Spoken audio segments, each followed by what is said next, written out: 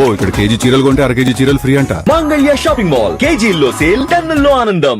రెండు విషయాలు ట్రంప్ను గురించి గట్టిగా ఆలోచించాలి. ఒకటి, గత 2-3 రోజులుగా ఆయన పని చూస్తున్నట్టయితే చెప్పిన మాట చాలా మేరకు చేస్తాడు. ఎందుకంటే ఇంకోసారి మళ్ళీ అవకాశం లేదు ఆయనకి. వృద్ధాప్యంలో ఉన్నాడు. తన బ్రాండ్, తన మార్క్ ఉండాలని చెప్పని ఏం చేయబోతున్నాడో ముందే చెప్పాడు. ఎన్నికల్లో ఆయన ఏమీ రహస్యం ఏం లేదు, మంచిగానే చెడు కానీ. ఉదాహరణకి క్యాపిటల్ మీద, అమెరికన్ పార్లమెంట్ మీద దాడి చేసిన వాళ్ళు నిజంగా దేశద్రోహం కొడుకున్నట్లు లెక్క. హింసకు పాల్పడ్డారు, కొంతమంది మరణాల కాలకులైనారు. వాళ్ళందరినీ క్షమాపక్ష ప్రసాదిస్తున్నాడు, ఇచ్చాడు.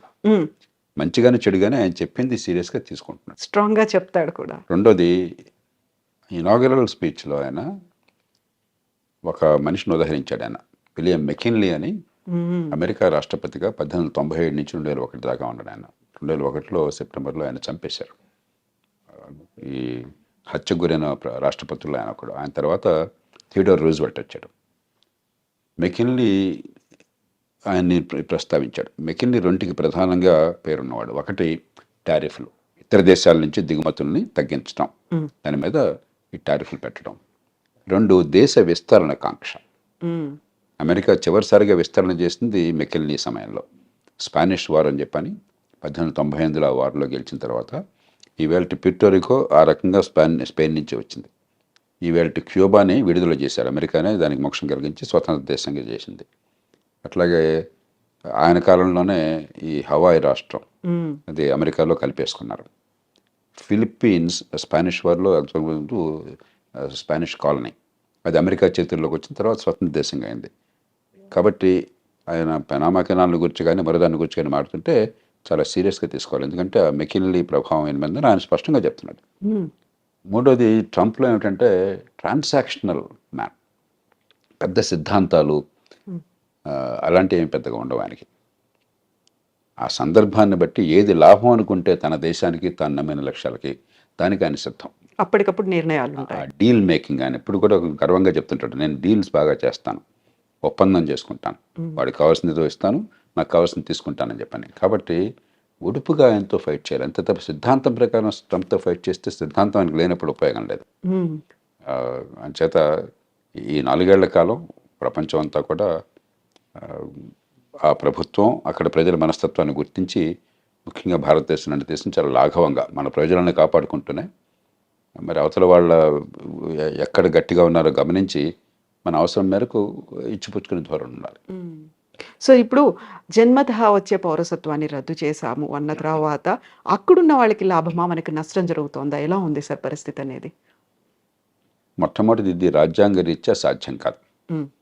అమెరికన్ రాజ్యాంగంలోనే అమెరికా గడ్డ మీద పుట్టిన వాళ్ళకి పుట్టుకతో పౌరసత్వం వస్తుందని చెప్పి రాసుకున్నారు. పుట్టుకతో పౌరసత్వం వస్తే అతను తీసేయడానికి లేదు ఆ పౌరసత్వాన్ని.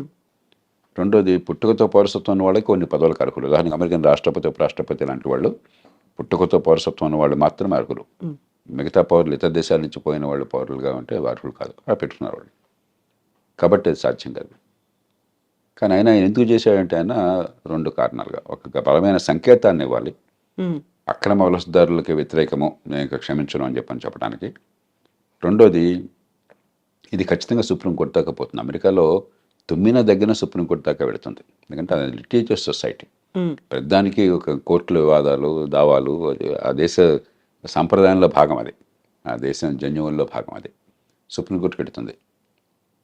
199 పాళ్ళు సక్రమంగా ఆ దేశంలోకి చట్టబద్ధంగా ప్రవేశించిన వాళ్ళు సంతానం కనుక అయినట్టయితే దాని పౌరసత్వాన్ని సుప్రీంకోర్టు కాదనలేదు. కానీ అక్రమంగా ప్రవేశించిన వాళ్ళైతే, అన్డాక్యుమెంటెడ్ ఇమిగ్రెంట్స్ అంటాం, వాళ్ళకి వాళ్ళ పిల్లలకి పుట్టుకతో పౌరసత్వం ఇవ్వవద్దన్న విషయంలో బహుశా సుప్రీంకోర్టు మరి ఇంకొక స్టాండ్ తీసుకోవచ్చు. కాబట్టి భారతీయ సంతతి వాళ్ళకి నేను అనుకోవటం, మన వాళ్ళు 195 మంది భారతదేశం నుంచి వెళ్ళిన వాళ్ళు అమెరికాకి, నైపుణ్యము, విద్య ఉన్నవాళ్ళు, డాక్యుమెంటెడ్ ఇమిగ్రెంట్స్ అంటే వీసాలు వగేరా పొంది చట్టబద్ధంగా వెళ్ళిన వాళ్ళు. కాబట్టి వాళ్ళకి ఇబ్బంది ఉండకపోవచ్చు. కానీ అన్డాక్యుమెంటెడ్ ఇమిగ్రెంట్స్ పిల్లలకు మాత్రం ఆ పౌరసత్వం ఉంటుందా లేదని సుప్రీంకోర్టు చేతిలో ఆధారపడి ఉంటుంది. ఇక రాజ్యాంగాన్ని మార్చడం అమెరికాలో దాదాపు అసాధ్యం. అలా కాకుండా అమెరికాలో పుట్టుకతో పౌరసత్వం రాకుండా చేయాలి అని చెప్పాను కనుక అన్నట్టయితే అమెరికాలో పార్లమెంట్లో 2 సభలు, senate, American house of representatives, దానిలో 3/2 మెజారిటీ కావాలి. 4/3 రాష్ట్రాలు ఆమోదించాలి. అమెరికాలో ఇది తల్లకిందులుగా తపస్సు చేసినా కూడా సాధ్యం కాదు. కాబట్టి కొంతమేరకు అంటే అక్రమంగా ఆ దేశంలోకి ప్రవేశించిన వాళ్ళ సంతానానికి పౌరసత్వం లేకుండా సుప్రీంకోర్టు ఏమన్నా కనుక రాజ్యాంగాన్ని ఆ రకంగా వాళ్ళు విశ్లేషించినట్టయితే అది సాధ్యం కావచ్చు. భారతీయ సంతత్వానికి ఇబ్బంది ఉండదు. కానీ భారతీయులు ఖచ్చితంగా అక్రమంగా చొరబడేవాడు కొంతమంది ప్రయత్నం చేస్తున్నారు. అదివరకు నాకు తెలియదు. ఈ మధ్య కొన్ని అంకెలు చెప్తున్నారు. 7-8 వేల ఆల్మోస్ట్ మంది 7.5 లక్షల మంది దాకా ఉన్నారని. అది దాన్ని మనం ప్రోత్సహించకూడదు. అలాంటి వాళ్ళకి ఇబ్బంది కలిగితే దానికి మనం బాధ కూడా పడకూడదు. ఎందుకంటే మన దేశ బ్రాండ్ పోతుంది. ఇక్కడ చదువుకున్న వాళ్ళు, నైపుణ్యం ఉన్నవాళ్ళు పద్ధతి ప్రకారం వస్తున్నారు, ఆ దేశానికి మంచి చేస్తున్నారని చెప్పిన భావం ఒక బ్రాండ్ ఉన్నది. అలా కాకుండా మనం కూడా ఇతర దేశాల్లాగా అక్రమంగా చొరబడుతున్నారు, దక్షిణంలో సరిహద్దు నుంచో లేకపోతే కెనడా నుంచో ఇల్లీగల్గా వెళుతున్నారు, ఇక్కడ సరిపడిపోతున్నారని చెప్పిన భావం ఉంటే మన దేశానికి నష్టం, కొంతమందికి లాభం కలగచ్చు. కాబట్టి దానికి మనం చింతించాల్సిన అవసరం లేదు. వాళ్ళ పట్ల కఠినంగా వ్యవహరించినట్టయితే అమెరికాలో దానికి మనం చింతించాల్సిన అవసరం లేదు. ఇప్పుడు కెనడా, మెక్సికో మీద దిగుమతి సుంకాలు విపరీతంగా పెంచారు. ఆల్మోస్ట్ 25% ఉన్నాయి అనుకున్నప్పుడే విదేశాలతో సత్సంబంధాలు ఎలా ఉంటాయి, ద్వైపాక్షిక ఒప్పందాలు ఎలా ఉంటాయి అనేది కూడా కీలకంగా అయింది కదా సార్. ఆయన తీరు ఏమిటంటే ఎక్కడైనా బావగానే వంగతోట దగ్గర బావగాదు. కాబట్టి నువ్వు కెనడానా, మెక్సికోనా, యూరప్పా, ఇండియానా నాకు అనవసరం. నాకు లాభం ఏంటి, నా నుంచి నువ్వు పొందుతున్నావు, నాకు రావట్లేదు అనుకుంటే వెంటనే ఆయన ఎదురు తిరుగుతాడు. కెనడా, మెక్సికోలు తీసుకుంటే ఉదాహరణకి మంచి ఉద్దేశంతో అమెరికా ఏం చేస్తుందంటే north American free trade agreement అని చెప్పని బిల్ క్లింటన్ కాలంలో నాఫ్తా అంటారు. దాంతో ఏమైందంటే కెనడా నుంచి కానీ మెక్సికో నుంచి కానీ దిగుమతులు అమెరికాకి, లేకపోతే అమెరికా నుంచి ఆ దేశాలకు ఎగుమతులు ఏమీ సుంకాలు లేకుండా, ఏ రకమైన అడ్డంకులు లేకుండా వచ్చే ఏర్పాటు జరిగింది. దాంతో ఏమైంది, అమెరికాలో కొంచెం ఖర్చు ఎక్కువ, తలసరి ఆదాయం ఎక్కువ కాబట్టి, లేబర్ కాస్ట్ చాలా ఎక్కువ కాబట్టి ఆ కాస్ట్ ఆఫ్ ప్రొడక్షన్ తగ్గించడం కోసం అమెరికన్ వ్యాపారవేత్తలు చాలామంది కెనడాలో పెద్ద పెద్ద ఎత్తున పరిశ్రమలు పెట్టారు. ఉత్పత్తి కెనడాలో జరుగుతుంది, ఆ కార్లు కానీ మిగతావి కానీ అమెరికాకు వెంటనే సరిహద్దే కదా, పక్క దేశమే కదా, అమెరికాకు వెంటనే వచ్చేస్తున్నాయి. అమెరికన్ వినియోగదారులకు లాభం జరుగుతుంది, కానీ అమెరికన్ ఉత్పత్తిదారులు నష్టపోతున్నారు. సమస్య వినియోగదారులకేమో చవకగా మంచి మన్నికల వస్తువులు కావాలి, ఉత్పత్తి చేసేవాడికి మనకు లేబర్ మార్కెట్లో ఉద్యోగాలు దొరకాలని చెప్పంటే మన దేశంలో ఉత్పత్తి జరగాలి. ఈ రెండింటికి మధ్య క్లాష్ ఉన్నది. ఇక్కడ ఏంటంటే ట్రంప్ ఆయన పార్టీ ఈ ఉత్పత్తిదారుల పక్షం వహించారు. మన దేశంలో మన వాళ్ళకి ఉద్యోగాలు రావాలి, వాళ్ళకేమిటి రావటం అని చెప్పన్నది. అలాగే అంతకంటే అమెరికాకి చాలా ఇబ్బంది కలిగించేది ఏంటంటే చైనా వాళ్ళు అర్థం చేసుకున్నారు, మన మీద ఆంక్షలు పెడతారు ఉన్న కొద్దికిని. ఎందుకంటే అదివరకు జపాన్ చాలా అమెరికా భావించేవాళ్ళు. రొనాల్డ్ రేగన్ కాలంలో జపాన్ అన్ని ఎగుమతి చేస్తుంది, మనం పెద్ద ఎగుమతి చేయలేకపోతున్నాం, వాళ్ళకి మన దేశం మొత్తం వాళ్ళ వశమైపోతుంది, మన డబ్బంతా వాళ్ళ చేతుల్లో చేరుతుందనే భావం బలంగా ఉండేది. ఇప్పుడు చైనా మీద అలాంటి భావం ఉన్నది. చైనాతో ట్రేడ్ సర్ప్లస్, చైనాకి $200-300 బిలియన్ ట్రేడ్ సర్ప్లస్ ఉంది అమెరికాతో. కాబట్టి డాలర్లన్నీ కొన్ని ట్రిలియన్ల డాలర్లు చైనాలో పోగొడుతున్నాయి. మరి మనం వదిలేస్తే పూర్వం జపాన్ వాళ్ళు అమెరికాలో పెద్ద కంపెనీలు కొన్నట్టుగా చైనా వాళ్ళు కూడా అమెరికా ఆర్థిక వ్యవస్థను సొంతం చేసుకుంటారు. కాబట్టి అది జరగకూడదు అని చెప్పని ఆంక్షలు పెడుతుంటే చైనా వాళ్ళు ఏం చేస్తున్నారు తెలివిగాను, మెక్సికోలో ఫ్యాక్టరీలు పెట్టారు. మెక్సికో సంతోషంగా ఆహ్వానిస్తుంది, ఏ దేశం విదేశీ పెట్టుబడులను ఆహ్వానిస్తుంది. మనం కూడా ఎవరైనా పెట్టుబడులు పెడతామంటే మనం సంతోషంగా రమ్మని చెప్పంటాం మన దేశంలోకి. కాబట్టి చైనా వస్తువులు చైనా నుంచి రాకుండా మెక్సికో నుంచి వస్తున్నాయి. ఈ 2 కారణాలుగా ఆయన గట్టిగా విరుచుకుపడుతున్నాడు. మూడో దానికి కోపం ఏమిటంటే దానికి కొంత ఆధారాలు కూడా ఉన్నాయి. అమెరికా ఇవాళ ప్రపంచంలో మాదక ద్రవ్యాలు, ఈ డ్రగ్స్కి ప్రపంచ క్యాపిటల్ అయిపోయింది. డిమాండ్ అక్కడ విపరీతంగా ఉన్నది.